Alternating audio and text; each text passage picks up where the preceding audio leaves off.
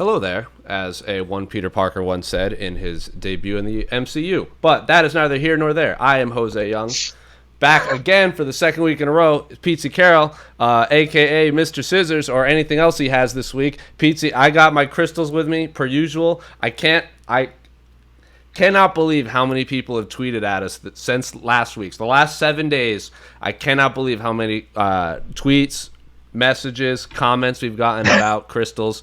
People sending us, Jessica, our longtime listener, did a breakdown of what crystals each fighter should use in Moscow. So huge shout out to her. Someone sent us like a Photoshop graphic of Jared Cannonier wearing like a crystal crown and a scepter, calling him Captain Crystal. So this crystal thing has taken on a life of its own. People are actually now tweeting at you, Mr. Scissors, right now, tweeting at you scissor emojis. So I don't know what you have this week, if the scissors are back, but Petesy, what's been up since the last time we saw you?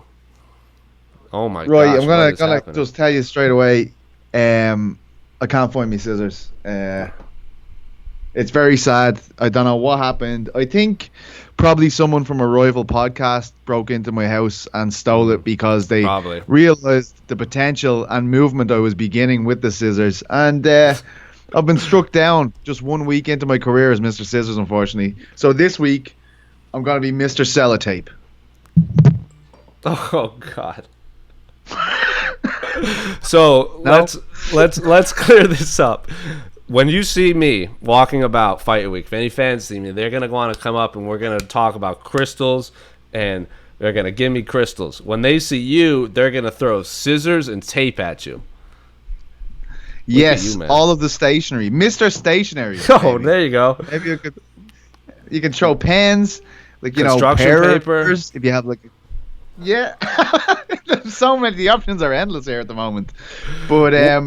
I have to say, like, I think, like, Jessica's nearly gunning for her own segment on the show at the moment. The way she up them the crystals, like, I'm genuinely interested, and I get to kind of develop my crystal vocabulary as well, as she kind of points to what crystals are necessary for these fighters to get over the line in their respective events.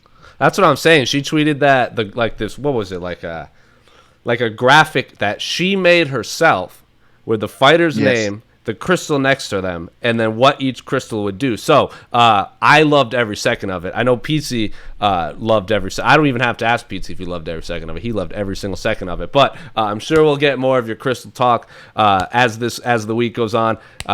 This is the second week in a row Petesy's on the show. We got back by very popular demand. AK will be back. I know we're going to get a lot of other fighters. Maybe Brian Kelleher will make an appearance. Maybe some more WWE wrestlers will make an appearance. But for now, you're stuck with Mr. What did you call yourself? Mr. Stationary? Sellotape. Mr. Stationary. Yeah, sorry. Excuse me. Just Alex at the moment. We're trying to wean him off the steroids at the moment. So as soon as we get him through that situation and he stops beating people, I'm saying he'll be back on the show.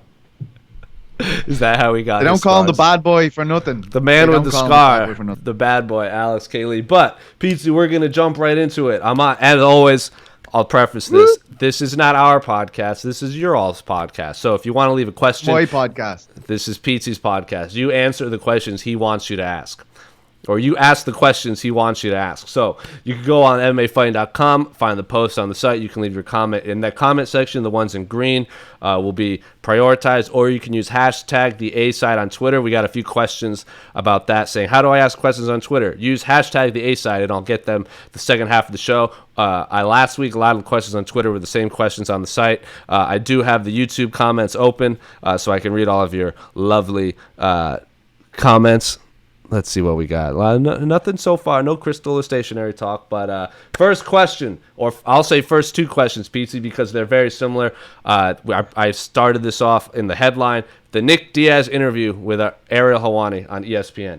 From Hefe01 and Doc. They basically are asking very similar things. Hefe01 asks, I watched the entire interview from beginning to end, and I'm not sure I understand what he said. As a Nick Diaz fan, I'm used to the random tangents, but this is a whole new level. From what you guys were able to gather, does he want to fight? Does he want to fight Masvidal? And if it were to happen in Cowboy Stadium, I understood that. Do you think that fight would actually be made? And Doc asks, can Nick Diaz really come back in shape after partying for years? I know he's a warrior, but the guy didn't look like he was planning to come back during the last few years. Even if it's not against Masvidal, I don't see him doing good in the UFC at this point. I feel like he has gone too far, especially at the age of 36. So yes, Pizza, you said you've watched the entire interview. I am not quite done yet. I've been pretty busy the last few days. MMA fighting stuff. I've been watching it here and there. But Nick Diaz gave a really extensive interview with Ariel Helwani on ESPN. His first real interview in a long time, and always when Nick and Ariel get together, you know something's gonna happen. But as Nick Diaz does, you ask him one question and you get an 18-minute answer, and he just goes off on these tangents and whatsoever. So nothing out of the ordinary there. So I'll start with that first part of the questions first, since I believe you watched the entire thing. What did you make of the entire interview? What did you make of it? Is Nick Diaz coming back? Should we expect him to come back? Do you think after watching that interview, will he fight Jorge Masvidal? I don't think so. No, I think you're dead right in what you're saying. It was classic Nick in the sense that he was meandering towards a point, but I felt the point didn't come like it usually does. Like usually you can understand what he's trying to get across. You're in the ballpark anyway, right? Like, I mean, half the enjoyment of a Nick Diaz interview is trying to decipher what point he's trying to make, but this was very far away from even the classic Diaz moments where you are trying to piece together what he's saying. I found it very difficult to understand what he was trying to get across. He definitely did posture for Jorge Masvidal. He kind of reluctantly talks about fighting. Like, I mean, it's not as much as he wants to fight as he has to fight, it feels like. And look, I don't think he looks like he's ready to get back in there anytime soon. But look, if that interview didn't happen, we would have been in perpetual kind of what's going on with Nick Diaz mode. Like, I feel like we've been watching his IG stories for years going, is he that bad? When he does an interview like that, you're like, yeah, he is. And it's very sad. One of the most beloved fighters of his generation. A true original, and original still, there's absolutely no doubt about it. But as much as it was classic Nick Diaz in the sense that the way he does his interviews and he conducts himself, I think people are very far off the point by saying, I don't know what you guys are talking about. He's always like this. He's not always like that. He really isn't. I've watched every single interview Nick Diaz has ever done on Imagine, and that is not what he's usually like. And I know fans of his are so loyal, and they don't want to say, he looked pretty bad there and stuff. But look, I don't think there's any doubt about it. And look, sometimes this is what needs to happen. The online reaction to it was pretty much like, what's wrong with Nick? What's going on? So maybe he needs to see that reaction to realize that he's going through a bit of a situation at the moment, and maybe the people around him need to see that as well. So yeah, I hope good things come from it. I definitely think his story can move on from there because he's done that interview, and maybe we'll see a change in his form. But I don't think he's ready to fight, and I think he's a good bit off it. Do I ever think he'll fight again? I don't know, but right now it's very hard to see him fighting, I think. Yeah, I don't think he's fighting anytime soon. I don't. If it ever happens, like the soonest I think it could happen is late 2020, and he'd really have to get in the gym, because I have no idea if he's been training. I'm sure he's been in the gym. I'm sure he's rolled. I'm sure he's hit pads. But like Nate said, he was in the gym a lot. Like he basically had fight camps and didn't have a fight, and then that's when the Anthony Pettis fight came around, he was ready to go. He took a few years off, and he was like, I was in camp the whole time, I just needed a fight. I think those are his exact words on the 2-3 year layoff after the Conor McGregor fight. But Nick Diaz's last fight was January 31st, 2015 against Anderson Silva. That was a no contest. That was almost 5 years ago. In a few months, have been 5 years ago. That's when both him and Anderson Silva had the anti-doping violations, and then they wanted to suspend Nick Diaz forever, and then it was going to be 5 years and this huge fine. Before that, he fought George St. Pierre, March 2013, so that was about a 2 year layoff. Before that, he fought Carlos Condit, February 2012, so that was another year layoff. And before that, his last win was UFC 137 in October 2011. So we're almost 9 years between his last win And since then, he's fought in 2011, 2012, 2013, and 2015. So Nick Diaz has never fought in the Reebok era. I was looking for photos of him to make some graphics for the MMA Fighting Instagram page, and I realized, I'm like, this man has no photos of him in Reebok gear. It was pre-Reebok. If he comes back, it'll be quite the sight to see Nick Diaz not in his what was that? I can't remember. The Metal Militia, I think, was one of his big sponsors that he would always wear, and Nate obviously as the represent. I would say Stockton on the front, but it would be quite the sight to see Nick Diaz in Reebok gear. But no, I do not think Nick Diaz will fight anytime soon. Even from the first, I think I've seen about 3/4 of the interview. Doesn't look like he's ready to fight at all. You brought up his Instagram stories. Anyone that follows Nick Diaz on Instagram or Snap, know he's rarely posting videos of himself in the gym. He's usually in the club or at a bar, on the beach, doing whatever. You don't really see that with Nate. Nate is usually posting photos of him training or hanging out with friends and stuff. So two drastically different individuals. Could Nick do it? Sure. I mean, he's a lifetime fighter. He's fought his whole life. But I agree with you. I don't think he'll come back. But the second half of the question, if he does come back, will he look good? Even if it's not against Masvidal. That's what Doc is asking. Even if Nick goes hard and trains and gets back in shape and fights Jorge Masvidal, would we see the Nick Diaz of old inside the octagon? I think that's hard to say. Like, I think that's, like, I mean, in the situation he's in there, he's past his physical prime. His age would suggest that much. He hasn't fought in a very long time, which, in fairness, Nate did fight very well when he came back against Anthony Petesy, and he'd been out for a long time. But I feel like Nick's in a very different situation. As you said, Nate was constantly training. He always seemed to be fit. And to be fair to Nick, like, I mean, anytime we've seen the guy with his shirt off, he still looks in great shape. Yeah. But I don't know. I think it's hard to say at this moment. Just on the back of that interview, I think it would be very difficult to say, yeah, I think he's going to be back and he's going to come back at his best. I think there are two things I definitely wasn't thinking anyway after watching that interview. You know what I mean? Yeah, I'm about to pull up the UFC Welterweight Rankings because, and let's not forget, his fight against Anderson Silva was at middleweight. He fought at 185. It's not like he fought his last welterweight fight was against George St. Pierre. So I'm going to go through the welterweight rankings. Do you think he could be, I'm going to start at the bottom. Do you think he could beat Jeff Neal, Gilbert Burns, Vicente Luque, Ben Askren, or Robbie Lawler? No. Yeah, and then Anthony Pettis sitting there at number 10. He might that might be a good scrap just because Anthony Pettis is technically a small welterweight, and Nick Diaz is kind of a tall welterweight. So maybe that's something. Then he's not going to fight Nate. And then after that, it's Wonderboy, Ponzinibbio. Damian Maia would be kind of a fun jiu-jitsu matchup. Dos Anjos, Leon Edwards, Masvidal, Covington, Woodley, Usman. I don't see a lot of names I would favor Nick Diaz against in 2020.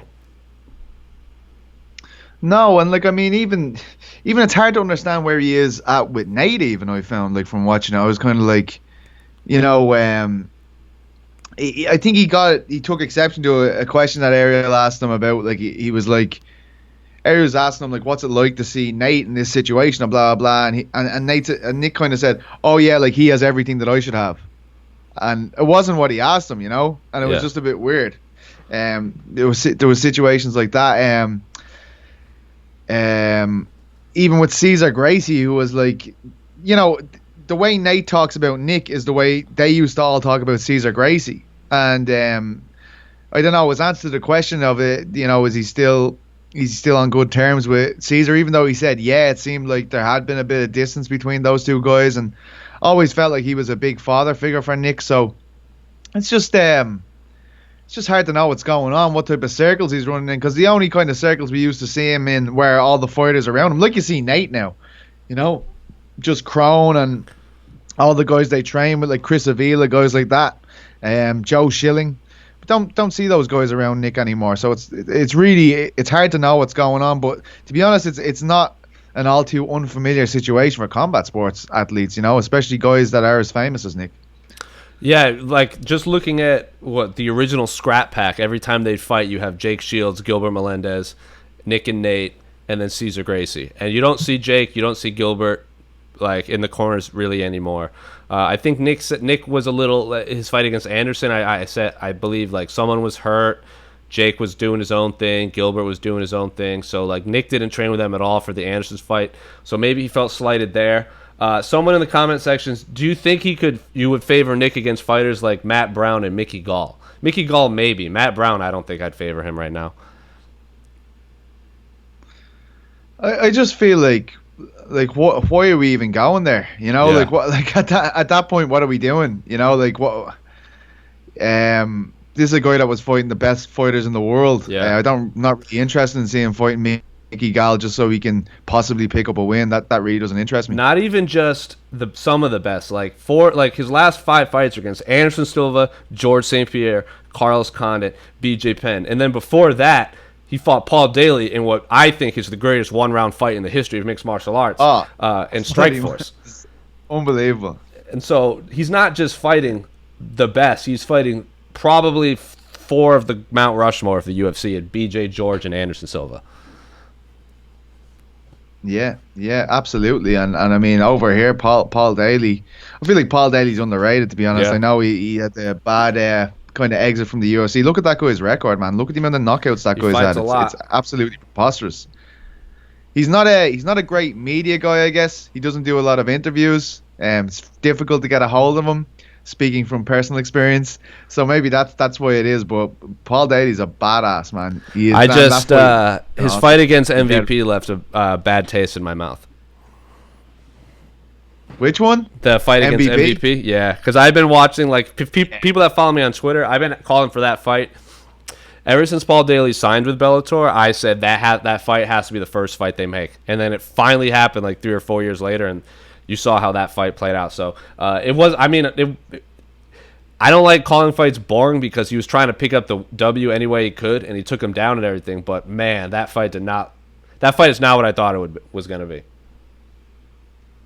Yeah, well, especially because it was all UK versus UK, so much shit talk, so much animosity, and then it's like, you know, from 2 strikers like that, you're expecting it to just be absolutely devastating, whatever way it goes, and it just wasn't that. It was the furthest thing from it. Believe me, you know, first of all, everyone in Europe was so pissed off that didn't happen in the UK, and then they stay up till fucking 5 a.m. to watch that shit. Yeah, believe me, we were very, very unhappy campers. Wasn't Crow Cop on that card too? Wasn't Crow Cop Roy Nelson on that card? So that, like, again, like, I think Crow Cop is obviously... Oh, yeah. Well, that made up for everything, Jose. Well, I'm saying, like, you have Crow Cop as the co-main event and Paul Daly MVP as the main event. Like, that should have been in the UK is what I'm trying to say. Like, Crow Cop fighting in Uncasville, Connecticut makes no sense to me.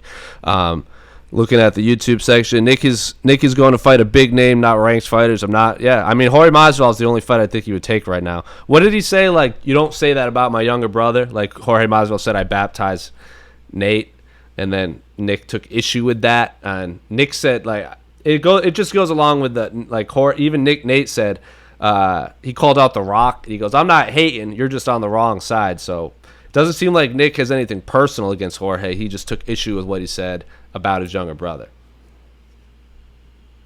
Yeah, he was kind of like, I think one of the early questions Ariel asked him was like, how do you feel? And he was like, I just watched my brother got kicked in the face. How do you think I feel? Yeah. And I was like, okay.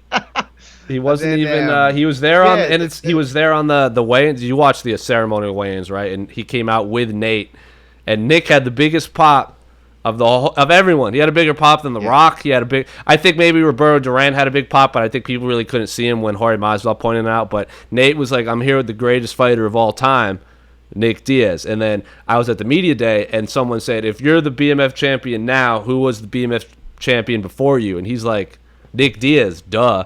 So his younger brother Nate is hyping him up. I think, what did Nick say? He says that belt's mine. Like, he just didn't want to get in his brother's way. So if Nick comes back and fights Jorge Masvidal, which they were supposed to fight already. Remember that randomly happened? I think almost a year ago, a little more than a year ago. But sure, that's what Nick said. He has no idea how that happened. He said he was just sitting there one day and a poster just emerged. So yeah, like, I mean, like, some people, I guess, weren't fans of the sport when Nick was in his heyday, and I guess his heyday was probably in Strikeforce. Yeah. And you know, like just for instance, my brother who got me into the sport, my older brother, he probably hasn't watched an interview in MMA in a long, long time, but he went out of his way to watch that because Nick was back. You know what I mean? Same as my one of my good friends. I called him last night or whatever night the interview was on, Monday, and he was on his way home from work and he's like, "Don't just call me. I haven't watched the Nick Diaz interview yet, so just call me afterwards." He hung up straight away so he could watch it. You know, so it's like, you know, that's what he means to people, and I guess I believe Nick Diaz's mom posted something on Twitter or Instagram or something, and it was like a screenshot of the two aerial videos. It was his interview with Nick and his interview with The Rock, and Nick's numbers completely dwarfed The Rock's numbers. So it just goes to show you that Nick Diaz comes back, he's gonna draw. Nick Diaz is a draw. He is quote unquote a needle mover, and anyone who argues against that is an idiot. Yeah, no, 100%. It's just like, is he in the right place to go into an 8-week camp at the moment? That's the issue. You know what I mean? Like, I don't think it's anything else. The fight needs to make sense, as you said. Nothing really outside of Masvidal really makes sense to me at the moment, and to be honest, I don't think that's a good move at the moment. You know? Yeah, I don't. I mean, Masvidal is piecing up his younger brother. I know Nate said that. He posted a photo of him like punching Masvidal off his back, and he goes, "This is the moment I knew Weird, yeah. Jorge didn't want the fight." I'm like, he's on top of you, man. I don't know what you're talking about, but I'm sure we could do an entire episode on Nick and Nate Diaz and the inner workings of the Diaz brothers. So we're gonna move right along from our man Trumbo, longtime commenter, and I'm very excited about this question. Brian Ortega versus the Korean Zombie. Sort of a sleeper fight, bookending the massive UFC 245 fight card. How do you see this fight going?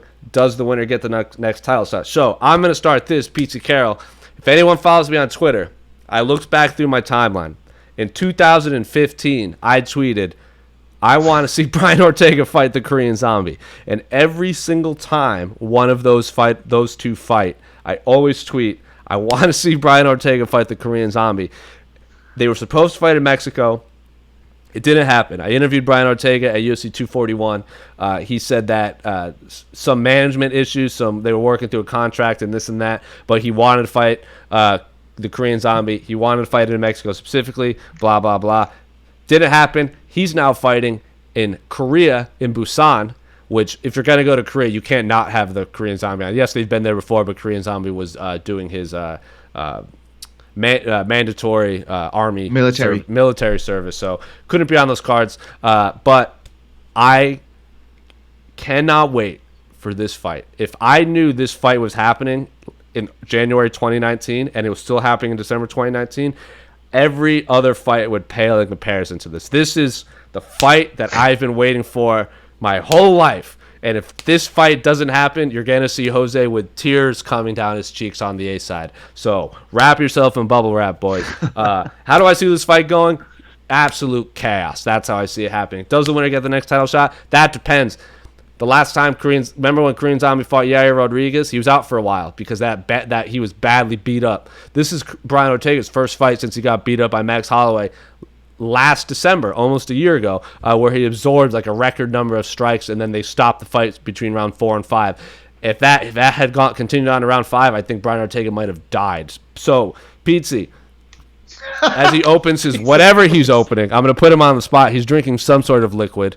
There's no wrapping on it, so he can't see. I'm assuming that's a water bottle filled to the brim with vodka.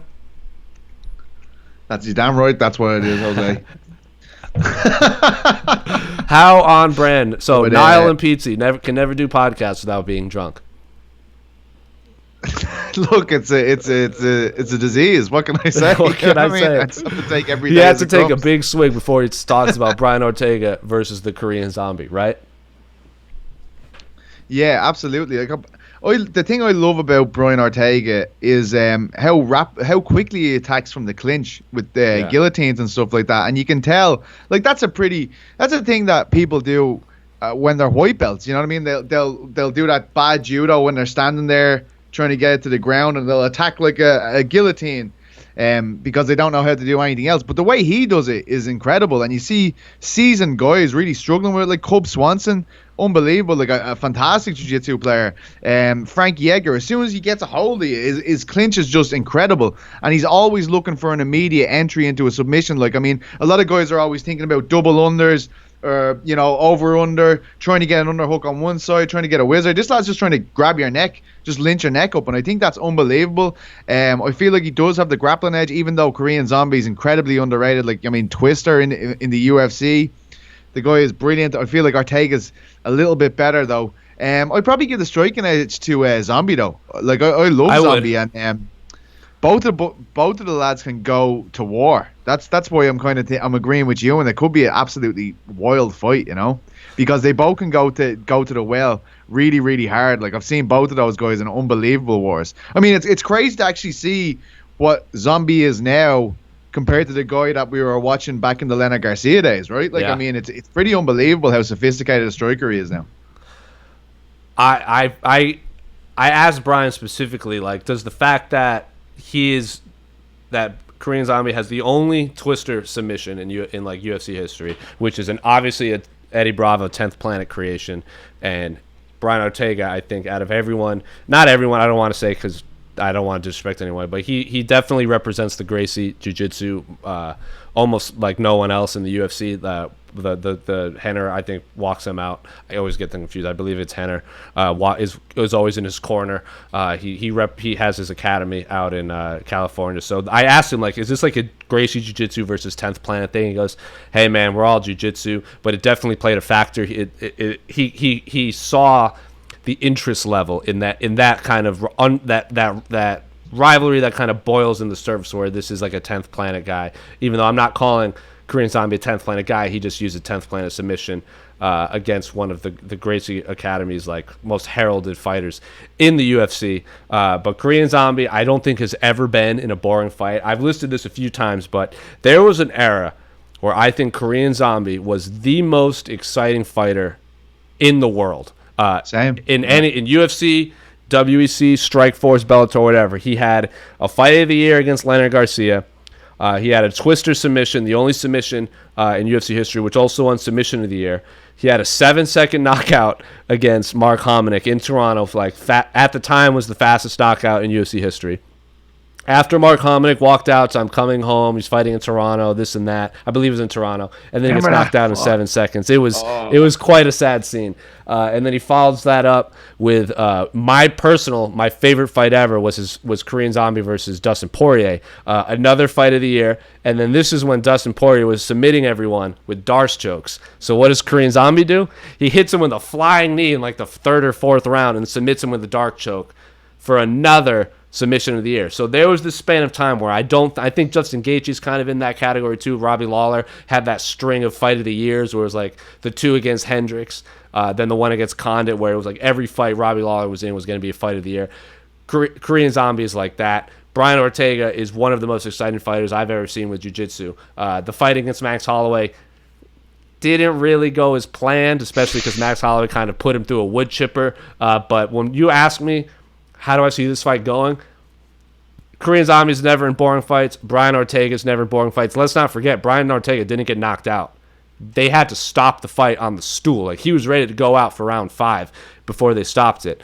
So, cannot wait. Fighting in enemy territory. My body is ready. That's all I can say. Remember Korean Zombie's old T-shirts? They were awesome. Oh my God, they were amazing. They were so cool, man. Like, and the face was all bashed up on the front of it, like, and it had like a few, like the Frankenstein screws in the head and all. That was so cool. I still have a few of those somewhere in my closet. I don't wear them as much ever since I think I do as well. Yeah. Ever since I became MMA media full time, I try not to wear fighters' shirts. But if you see me in the gym, I might be running in like a really old, beat up Korean Zombie shirt. But I could also talk about the Korean Zombie and Brian Ortega for an hour. But we're gonna move on from longtime commenter Lodovic. Blachowicz versus Jacare. Hello, friends. Lodovic, baby. Who do you think wins this fight between Jan Blachowicz and Jacare Souza, and how close is the winner to a title shot after Reyes? Does the winner of this fight Corey Anderson for the number 1 contender, or is something else more likely? Thanks. So, yes, Petesy Carroll, under the radar, Jan Blachowicz is welcoming Jacare Souza to the light heavyweight division this weekend in UFC Sao Paulo. Our own Guilherme Cruz will be there, so you can stick around on this YouTube channel for all kinds of excellent content. I was in Boston when Dominic Reyes knocked out Chris Weidman, and a lot of it was, do you think you deserve the title shot? What about Corey Anderson and Johnny Walker? This and that. That was a lot of the comments. someone in the UFC PR I was standing next to, we were just talking. He goes, man, everyone's forgetting about the Jacare Jan Blachowicz fight. That's at light heavyweight.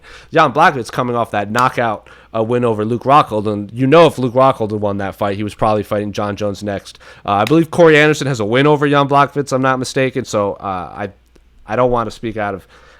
I don't want to be. I think he has a win. I'll look up in a second. Jacare had that long middleweight run where it always seems like he'd get right there to a title shot, and then he would lose the number one contender. Last loss to Jack Hermanson on, I believe it was the UFC Sunrise, or that one in South Florida, or in Florida. And then he has like that Michael Bisping kind of waiting for that GSP fight, or fighting Dan Henderson and then waiting for the GSP fight, kind of threw a wrench into Jacare's title shot plans, because I felt like he probably would have got the next shot after Michael Bisping won, if they didn't immediately make that Luke Rockhold fight. But he missed out on it. But Petesy Carroll, as someone who's watched Jan Blachowicz fight for a long time, as someone that's watched Jacare Souza fight for a long time, what do you make of this fight? And does this person pass Corey Anderson for a title shot?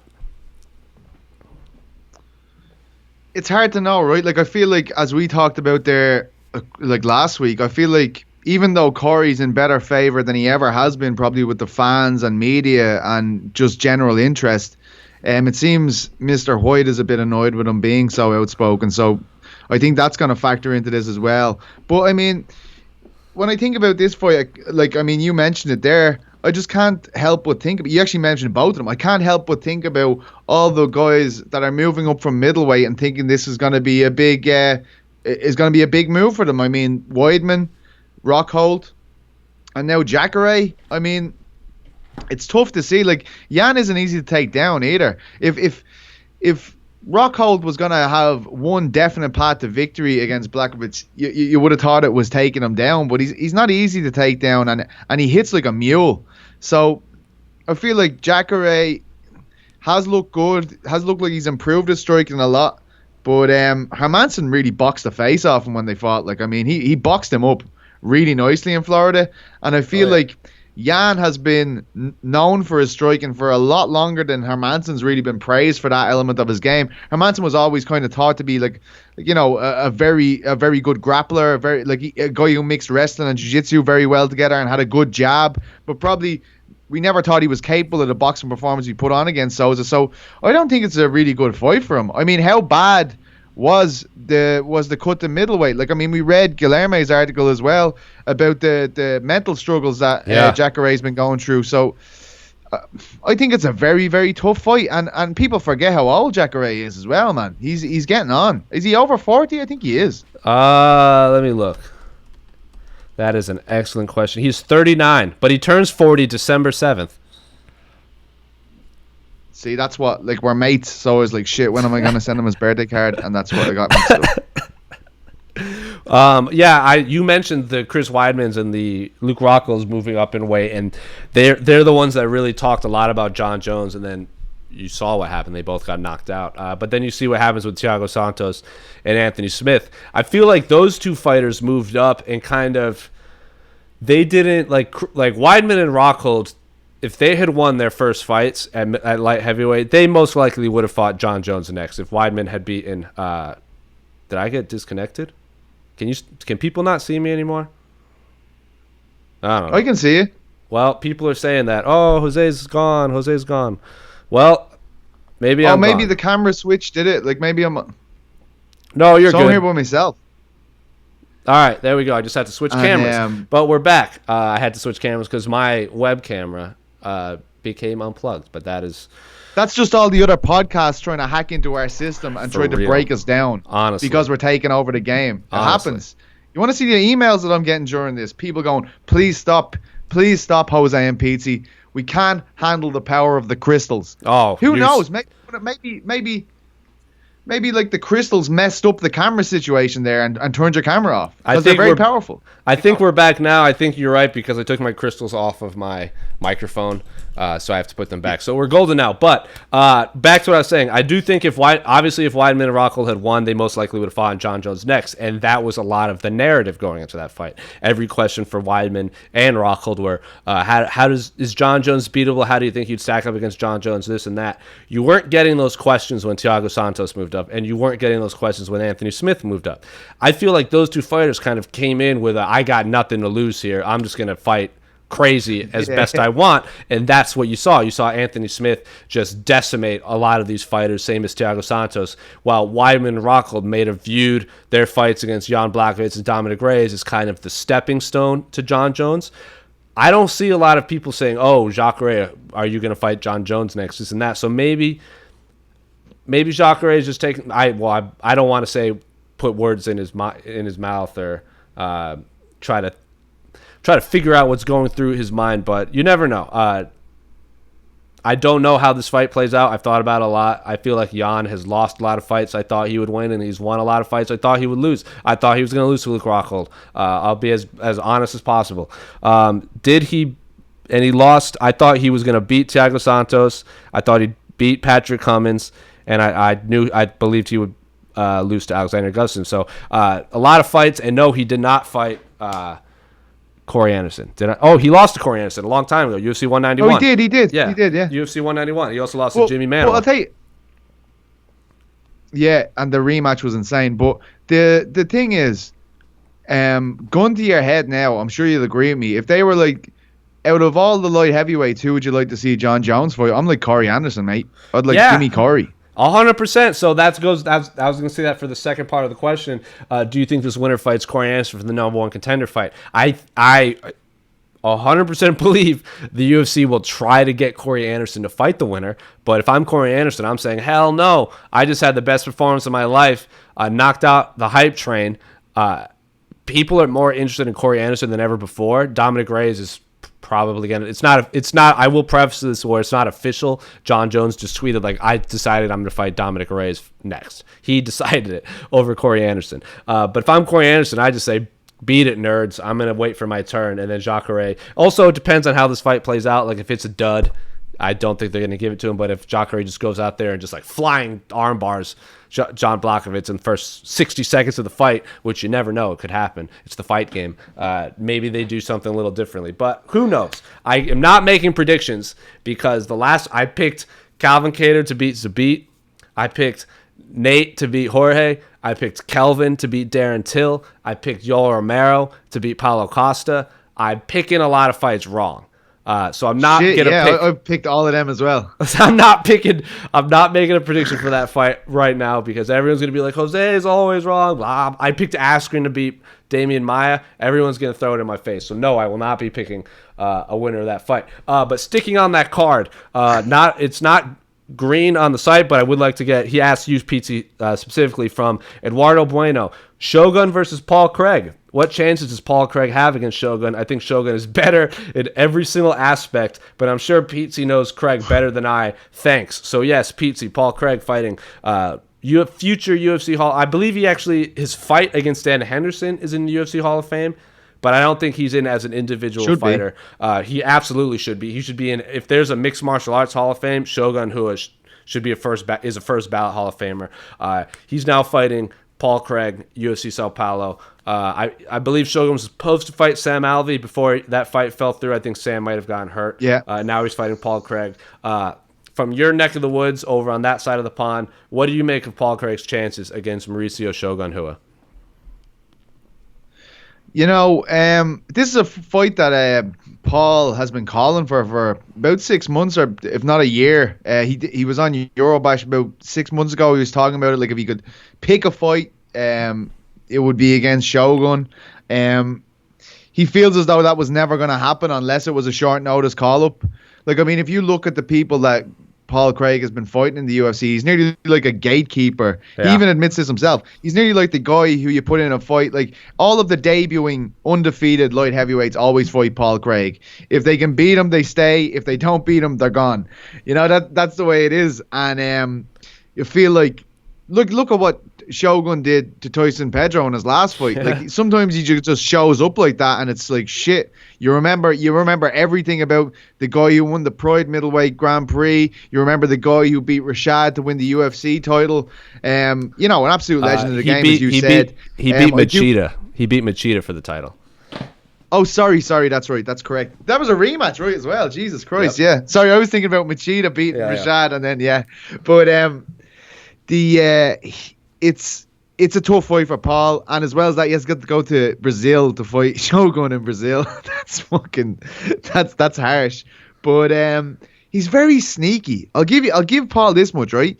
Every time I'm watching him, I think like he's completely emptied his gas tank by the end of the first round, and somehow he keeps on submitting people in the third round. Like nearly, like it's happened a lot. Like, I mean, he got that last second submission in London against, I think it was Ankalev or someone.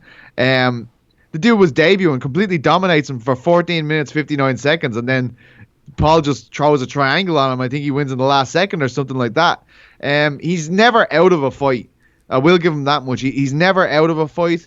And this is a guy that's very much like gone to the UFC as a guy who was still developing his game, because he was the Bama champion. And then it just all seemed to happen very quickly for him. I can remember they were trying to set up Paul Craig v. Chris Fields, who'd be a big name over this neck of the woods. He was in the Ultimate Fighter. He's a former Cage Warriors champion. But, I feel like as well with Paul, I feel like before every single fight he's in, people are like, if he loses this one, he's going to go. It doesn't matter if he's on a win or a loss. It's just constantly, they feel like the wolf is at the door for Paul Craig. It would be undoubtedly the biggest win of his career. It's undoubtedly a huge step up. I think the clever money is on Shogun, but stranger things have happened. Paul Craig can cause upset. He can get upset wins from anywhere. He really is very sneaky when it comes to submission. So, I mean, Shogun's got a black belt as well, so that's going to be difficult. But I mean, stranger things have happened. This is a very strange sport, but I think the clever money's on Shogun for sure. Yeah, I would agree, especially because this is a short notice fight. But like, my only interaction I've ever had with Paul Craig, face to face, was his fight at UFC 209 against Tyson Pedro in 2017. That was Vegas, and Paul Craig was still undefeated at the time. He was coming off that submission win. I believe it was in the December card. I can't remember who he fought. That was on the Paige Van Zandt, Michelle Watterson card in Sacramento. Luis Enrique, was it? Probably. That sounds about right. But he fought Tyson Pedro, and there was a lot of media there. A lot of people wanted to talk to Paul Craig, and he was kind of like, he was loving it. He was loving all the attention. He was loving the media. The stare downs got real, like, Paul Craig, like, back then was like getting real hostile. He had the face paint and everything. And then he gets knocked out dead in the first round. He does the same thing against Khalil Rountree. And now I have this image. And that was in his hometown as well. It was in Scotland. It was in Glasgow. Khalil Rountree. I have this image burned into my head. He just put Paul Craig to sleep and then just like stood over him with his arms folded. What are you going to say now? I was at that. He was like, what are you going to say now? And then I believe the next fight was when he had that submission with 1 second left on the clock. And if he had lost that would have been 3 losses in a row, 2 of them being by knockout. He probably was going to get his walking papers, but he won that fight with 1 second left, and then he burst into tears. So you're right. He can beat anyone, and he can lose to anyone. Shogun is not the Shogun of old. I think that's safe to say. He does have that TKO win over Tyson Pedro on my birthday, I do want to say. But he also got badly beat by Anthony Smith. And if he had beaten Anthony Smith, I don't think it would have been out of the question that he would have fought Daniel Cormier for the UFC Light Heavyweight Championship of the World. That would have been 4 wins in a row. And Daniel Cormier himself said Shogun is a legend. Like, I would grant him a title shot just based on name alone. He seemed to be one of those guys, like, I remember when Anthony Pettis was the lightweight champion. He said, if BJ Penn asked to fight me for the championship of the world, I would say yes, because he's BJ Penn. And I feel like Daniel Cormier had that same respect for Shogun. But he'd beaten Little Nog, Corey Anderson, and Gian Vellante, 2 decisions and a TKO. But then his other losses were to OSP, Dan Henderson. He got tapped by Chael Sonnen. He got beat by Gustafsson. So he's beating the best of the best, and he's beating the James Tahunas, Gian Vellantes, Tyson Pedros. Maybe he beats Paul Craig. We haven't seen him since that fight almost a year ago, and before that it was July. In the Hamburg card, right? Wasn't that the main event? Yeah, it was him and Anthony Smith, right? But, I mean, is Paul Craig like in the same thing as John Vellante and these guys? Probably, right? Like maybe even lesser known than some of these guys. I would say so, but I think it's not even like you said it. If Paul Craig beats Shogun Rua, it's the biggest win of his career. That is the understatement of the century on the A side right now. If Paul Craig beats Shogun Rua, like that's gonna be like anyone that beats Shogun Rua, that goes on your resume for the rest of your life. I'm gonna hop over to Twitter because I saw a lot of questions on Twitter, a lot of them for you, Petesy. But from Sean Denny. Oh no, this is gonna be this. Sean Denny, favorite venue to cover events. So what is your favorite venue you've ever been to cover an event, Petesy? It's actually the Helix in Dublin. It's where all Neil Seery, Conor McGregor, right, Carl Pendred all won their titles. Unfortunately, it's not allowed to be a venue anymore because I believe Tyson Fury was going to do a press conference there once, and the whole place got shut up. So they just stopped. They stopped allowing combat sports things to happen there.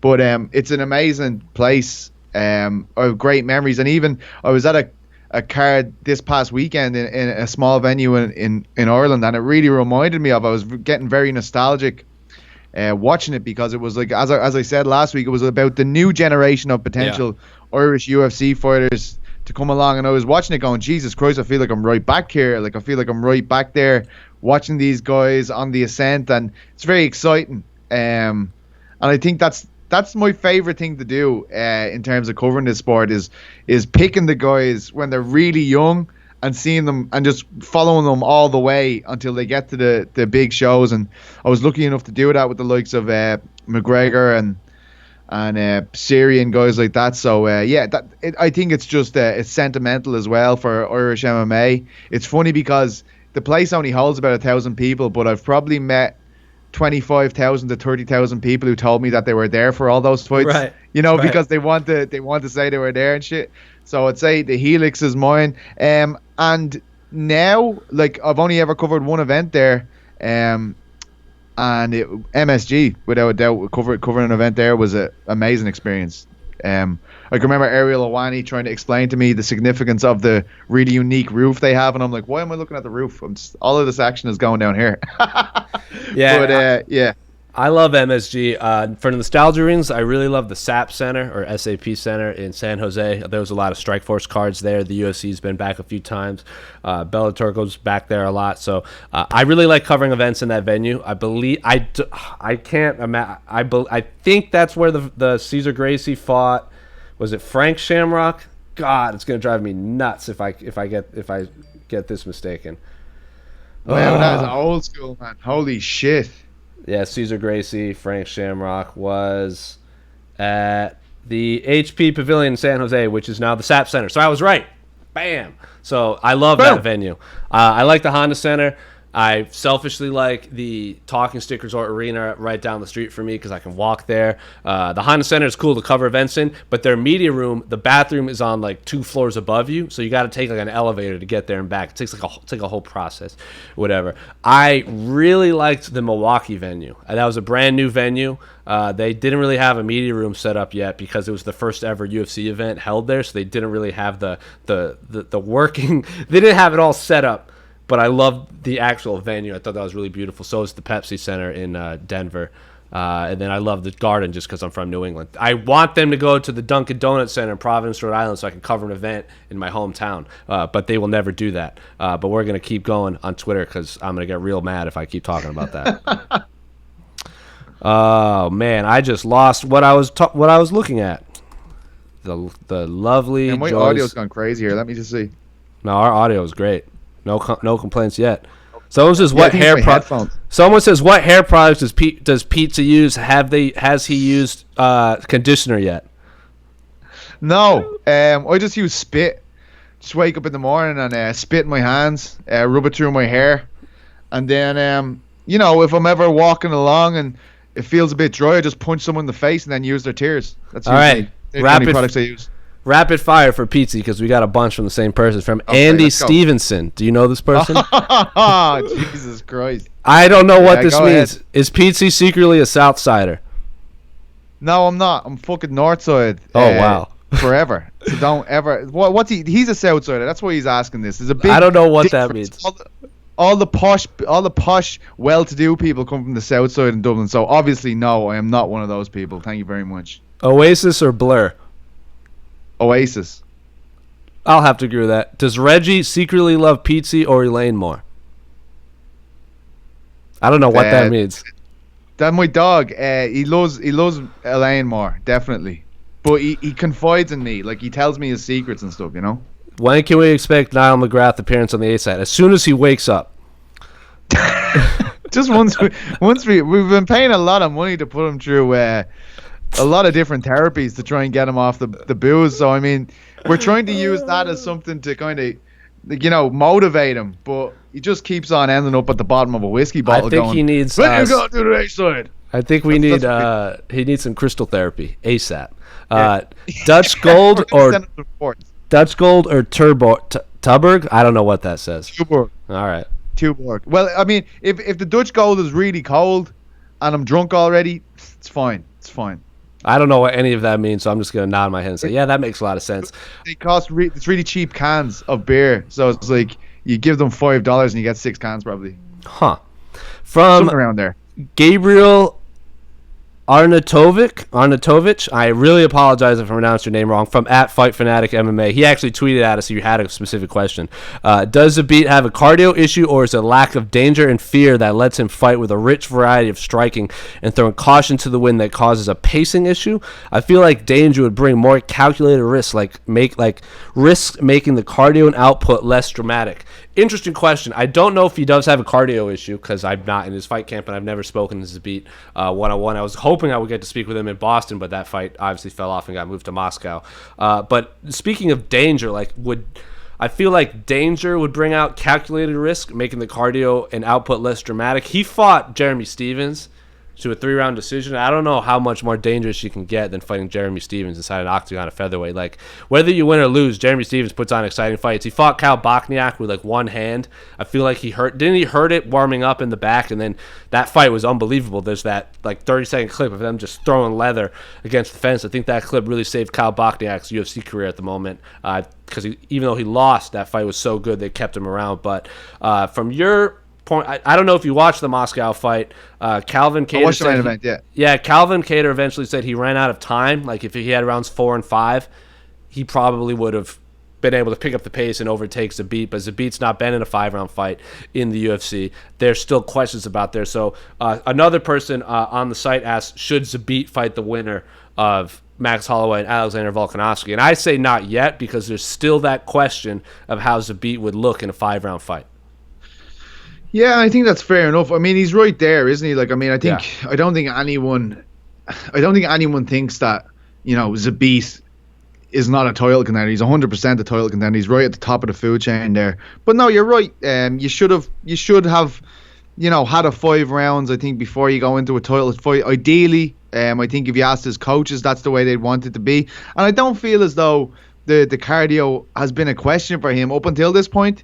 You know, I don't know. Maybe I'm forgetting something there, but I feel like you know, to say that off one fight is a lot, and you know, I don't know if he has a cardio issue. I really don't, and we always forget that these guys aren't going in 100%. They very rarely, if ever, are 100% going into fights. You don't know if it's something that he injured that's hampering him in some way, or like, you know, a situation like Diaz had where he had his knee injury and he couldn't train for the last 3 weeks of the camp. I mean, knee injuries, I mean, anyone who's trained in grappling for any amount of time ever has had a knee injury, has had some pain in their knee where they can't move around very well in it. So a guy like him who seems to be so proficient in every area, it wouldn't surprise me if he was carrying injury, and that might have depleted him a bit towards the end of that fight if that's what people think happened. Yeah, you never know what goes on heading into a fight. I think he should fight Yair Rodriguez, Zabit versus Yair. They were scheduled to fight once before. That would be mental. They were Oh supposed my to fight in God. Dallas, and that fight fell through. Did that not lead to Yair's getting fired or something the last time? No, Zabit, Yair had been let go. They had offered him to fight Zabit, and then I can't remember. I don't know the exact story. And then they let Yair go. They brought him back. They scheduled him to fight Zabit on that Dallas card, the one that Tyron Woodley beat Darren Till. And Valentino was supposed to fight Nico Montano for the women's flyweight title, but that Yair fell out. Zabit ended up fighting Brandon Davis and submitting on that Suvalov stretch to get the submission of the year. And then Yair eventually fought Korean Zombie. You saw what happened. And then he fought Jeremy Stevens. So I think it was actually a blessing in disguise, because since then, neither one has lost. And they've both garnered, their stock has gone way up. Now they can fight in a 5-round main event. I don't know. Maybe it's one of those Fight Pass, Fight Night cards. Not quite sure. But I want that fight. You also have the Brian Ortega Korean Zombie fight coming up. You have the Max Holloway Alexander Volkanovski fight. So there's no shortage of marquee featherweight fights. If you take any of those names that I just mentioned and put them in a hat and just pull two names out, I'll watch them fight each other. Yair versus Max Holloway, Brian Ortega Volkanovski, Korean Zombie versus Zabit. I'll watch any of those fights. Like, put them in a blender, stir it up, and whatever comes out, comes out. I want front row seats. Give me my popcorn. I'm watching. But moving, one more question on Twitter before I hop back over to the site. Do you think Alexander Volkov took it easy on Greg Hardy? So in the co-main event, Petesy, I don't know if you watched this fight or no. Yeah, you're going to have to take this one. Alexander Volkov basically just kind of pieced up Greg Hardy, 3-round decision. I think a lot of people thought he would just absolutely tear through him. I don't know if you know the story of Greg Hardy here in the United States, but he's former... As the biggest NFL fan on the site, I know Petesy Carroll doesn't need any lessons on American football. But Greg Hardy Let's go Raiders. Ew, that's super disappointing. But Greg Hardy was one of the best football players at the time, one of the best defensive linemen. Off the field trouble, to put it blunt, that's like a nice way of putting it. Basically, he was blackballed from the NFL.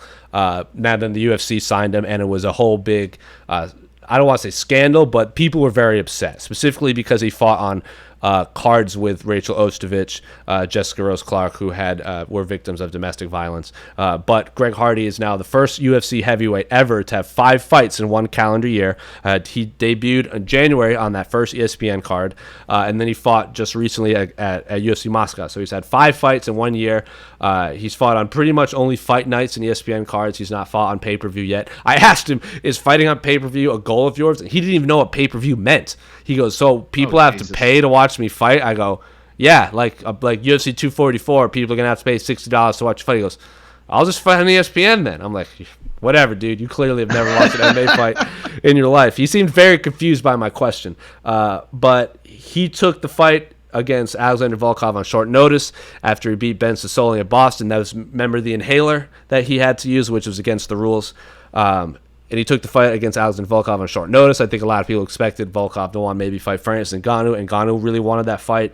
So it's basically Alexander Volkov, who's one of the most seasoned heavyweights on the roster, fought in Bellator, fought in the UFC, has wins over like Verdum, Roy Nelson, was like 2 minutes away from beating Derek Lewis and maybe getting a title shot, against Greg Hardy, who's only been fighting MMA for a handful of years. And I think a lot of people thought he was just going to tear through him. Ended up going to a 3-round decision. Was not close. I thought 30-27 across the board. 30-26 was easy.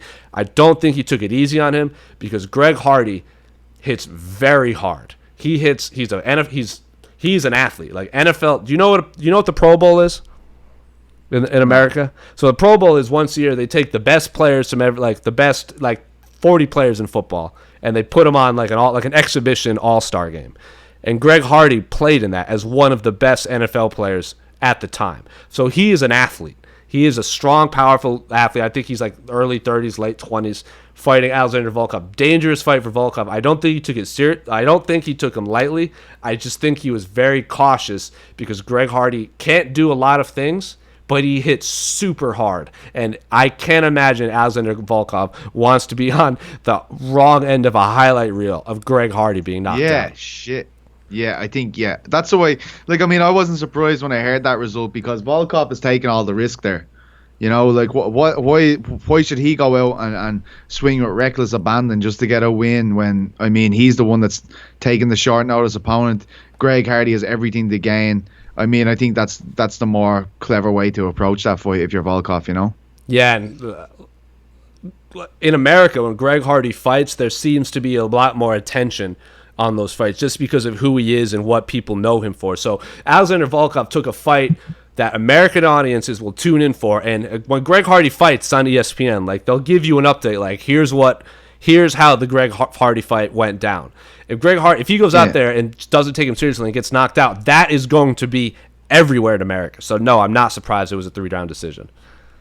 I don't like him being in the UFC, to be perfectly honest, and it's nothing to do with, like, you know, I don't know shit about that. Like, I that's terrible, by the way. Like, I mean, it's terrible that he's done that. It doesn't really help my opinion on him, of course. But, I mean, he's just, like, I don't feel like he even knows what he's doing in there. Like, I mean, the inhaler thing was ridiculous. The knee, I mean, I could take it or leave it, mate. Like, I don't care for that shit. And that's why I think they should, if Cyril Gane wins in Busan on the 21st of December, the glow was already gone here. Like, he's lost twice now. Who cares? Let's make Cyril Gane and Greg Hardy. This is my promo. Make Cyril Gane and Greg Hardy next year. The shine has gone off Hardy now. Put him in there with Gane, who looks like an absolute savage. Make that the main event of the first card that's ever held in Paris, France, in the UFC. It'll be fucking crazy. Ooh, I like that a lot. But you know who really wants to fight Greg Hardy more than anyone? Juan Adams? Derek Lewis. Greg Hardy already beat Juan Adams. Yeah, but that's what I'm saying. I just remember back in the day he was giving it the big one. But I like that. Like, I feel like Gane is a more believable opponent from a matchmaking point of view. He got Volkov because Volkov was, you know, left without a dance partner. Derek Lewis is a former title contender. Cyril Gane's fought 5 times in his life in MMA. I don't hate it. And who's the fighter that knocked out? He just fought in Melbourne, the heavyweight from Fall River, Massachusetts. Oh my gosh, he knocked him dead. Oh shit, the guy Portuguese who came from Dana White's choosing a contender series. Yes, Portuguese man. Castro. Yeah, Jorgen de Castro. That's his name. Yeah. I know a lot. If Greg Hardy had won in Boston, I think a lot of. I saw a few people on Twitter saying Greg Hardy should fight Jorgen de Castro, because if you look at Greg Hardy's record, loses to Alan Crowder in his debut by DQ because of an illegal knee. I think if he had survived that round, he might have gotten the decision. That fight was so bad. I don't really remember that fight. I don't get it. Like, it's like, what is the? I don't get it. I didn't see the Volkov fight, so maybe I'll be like, wow, what a magician. Right. But I don't know if that will be the case. But he loses to Alan Crowder by DQ. Might have been a win. I'll say maybe he wins. Beats and then finishes Dmitry Smolikov and Juan Adams in the first round, both of them less than 3 minutes. So that could potentially be a 3-fight win streak. Beats Ben Sassoli in Boston by decision, but then they turn to a no contest because of the inhaler. So that's a 4-fight win streak inside the UFC, and then fights Alexander Volkov to a decision. So, say what you want about Greg Hardy, and I've said this a lot. Like, I'm not a big fan of him being in the UFC whatsoever. Alexander K. Lee, the bad boy, he is not a fan of Greg Hardy whatsoever. He's talked about a lot. How could you be a fan? I agree. I agree. I'm not a fan of him being in the UFC whatsoever. But if this is anyone else, he went to ATT and he's on a 4-fight win streak. We're probably talking about a high-level heavyweight prospect, but instead it's Greg Hardy, and it's very difficult for me to talk about him like that. But he's not on a 4-fight win streak because his complete ignorance of the sport have cost him two wins. That's what I was getting at. That's we have literally to what I stop was letting these guys just walk into the highest league in the sport.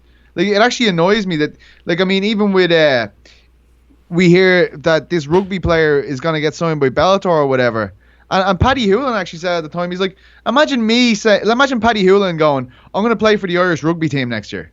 What? There'd be fucking murder. People in rugby communities would go wild. But it's okay for these guys to just waltz on into MMA. Like, what does that say about MMA? Like, what does it say about the skills required to be in here? There's people, like, we're talking about Shogun Hua earlier. He's been fighting professionally for about 20 years. Like, I mean, we shouldn't be allowing guys to just swan in on the retirement swan song to be in this sport when guys like Shogun who are there, and I think it cheapens the whole thing. I agree, and I couldn't agree more. And did you watch that first ESPN card, the TJ Dillashaw Henry Cejudo fight card in Brooklyn? Yeah.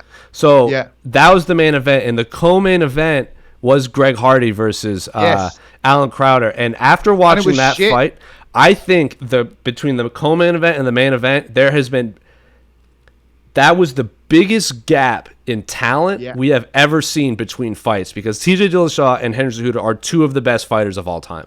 And then Greg Hardy and Alan Crowder is one of the worst fights I've ever seen. So from that fight to the main event, we saw an insane jump in talent. And then Donald Cerrone and Alexander Hernandez was fought like on the undercard before the Greg Hardy fight. That was a good, very high level fight, But I know Derek Lewis really very badly wants to fight Greg Hardy. He hates that guy. I think Greg Hardy was saying he would fight Derek Lewis like any time. But that's neither here nor there, because I don't think that fight is ever going to happen anytime soon, because like you said, you can't just walk into the UFC. Well, I guess technically you can now, because you absolutely can. That's the problem. Greg Hardy's doing it. Absolutely can. I mean, we saw Logan Paul and KSI do crazy numbers on DAZN over in the Staples Center. I didn't even care about that fight. Who won that fight? Who won the fight? KSI. Didn't even know who that was until the first fight. I watched the first one, I think. I don't know. I didn't hear shit about this one, though. And the only thing I heard about this one was Dylan Dennis. Dylan Dennis popping up in headlines. Logan Paul says Dylan Dennis does something or whatever. I think Eddie Hearn was promoting this one. And this was actually a professional fight, if I'm not mistaken. This wasn't like an amateur exhibition fight. Yeah. So, does that mean that KSI has a better professional boxing record than Conor McGregor? It does, but I mean, look at the standard of competition. Well, I have a better professional boxing record than Conor McGregor as well, right? Because I'm 0-0. True. But I like the boxing. Fuck no. From Thomas Cryan, nobody cares about these fights. The only fight that matters is Petesy's hair versus gravity. Tomo. I know Tomo. I used to train with Tomo for a long time. He's actually well known for injuring people. He's so big, he just walks in and just smashes people off the wall, and then he just stops training for a year. Meanwhile, some fella is eating his meals through a tube and not being able to hold his children because Tomo. Yeah, he says Hardy is a criminal, unlike Petesy's hair. There you go. They see, you don't get it over there. You're like, why aren't you using conditioner? This is the look I'm aiming for. This takes weeks. To get in this type of. It took you weeks to get that. I thought that was just a Brillo pad sitting on your head. That's what I want it to be. You know what I mean? That's the look I'm going for, Stan. Okay, listen, you. I've gotten that comment enough times. I get a lot of. I'm wondering why I got out of bed at all. Morning rain clouds up my window. I'm making that clip and I'm putting it everywhere. I've gotten a lot of who's that Milo guy, that Milo buffoon that's everywhere. He was everywhere for a while. I don't know how to pronounce his last name. I get him, I get Blonde Jeezy, and I get Stan. So I don't need any of that from you, Petesy Carroll. But we're way long on time. So Petesy, I know you had a little bit of a promo earlier, but is there anything else you want to say before we wrap up this edition of the A-Side? No, but I think actually there's a new promotion that's going to be working between Africa and Europe called Aries Fighting Championship. Yeah. I broke some news today that Taylor Lapalus, a former UFC fighter, has signed for them. They have 3 former UFC fighters on that card. Their first card, which is on December 14th in Senegal. Fernand Lopez, Francis Ngannou's coach, and Cyril Gane's coach has a lot to do with it. But I think it's a really interesting one because they've got huge financial backing. So, I mean, they might be able to come into Europe and do some serious damage straight away just based on how much money they have. And it's interesting to see a promotion actively working in Africa for the first time. And they have a TV deal in all 20, I believe it's 26 countries in Africa. So just interesting to see that because Africa seems to be this a continent which is just crying out for MMA to land there with all these stars in the UFC. I think it's interesting to keep a look on that. Their first event is December 14th. And if you've never seen Senegalese wrestling before, it's huge. They do it in stadiums over there.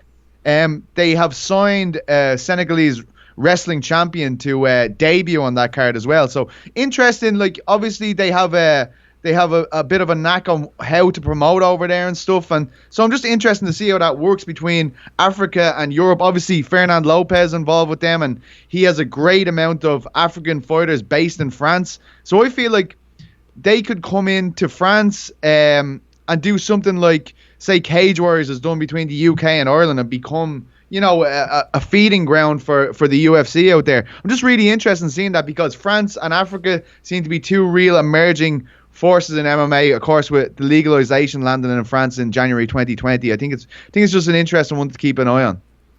I think if you go to the U.S. Olympic, it might not be U.S., it might just be the Olympic YouTube channel. There's a video of Cain Velasquez wrestling with Senegalese wrestlers on the beach. Yeah. And I asked him about that because this was right before he fought Francis. I go, is MMA a big deal over there as like we think it is, because of like all of these fighters coming up? And he goes, they love it, man. It's also one of the hardest things Cain Velasquez ever did. I also found out that Cain Velasquez is like 1/16th African or something like that on one of his parents' side. So he was basically, this is before he fought Francis Ngannou. So he goes, this is a battle between two heavyweight African contenders. And I was like, oh, don't say that. But I don't really have a promo, because last week I lost my mind at the possibility of Israel Adesanya and Yoel Romero possibly fighting, and everyone said that they're like, what's Jose on? I don't like this fight, this, that. Shut up.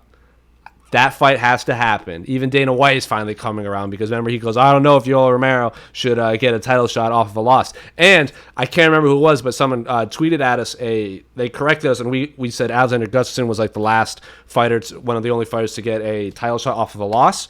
Nick Diaz lost to Carlos Condit and then fought George St. Pierre. Don't be scared. Don't be scared, homie. So all this Nick Diaz talk, and this Twitter user that I can't remember, I really apologize, was ahead of the game. But for my promo, I'm just going to say, today is my mother's birthday. So happy birthday, Mom. Happy birthday. Happy birthday. Mrs. Martinez. She did not change her last name. You call her Mrs. Young, she's going to get real angry. Mrs. Martinez, I beg your pardon. I wouldn't have taken that disgusting Irish name either. Fair play to you. Wow.